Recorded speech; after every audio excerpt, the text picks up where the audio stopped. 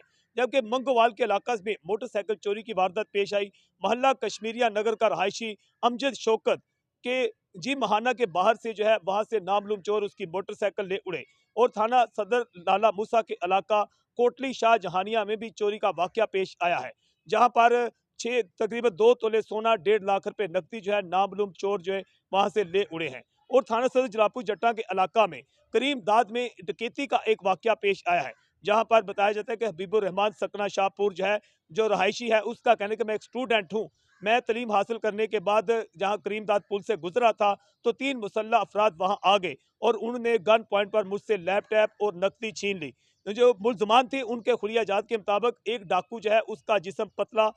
परथीला और इसके साथ उसकी उम्र 22 साल, जबकि दूसरे 2 जो मुलजमान थे उनके जिस्म पतले और उनकी उम्र 17 से 18 साल बताई जाती हैं।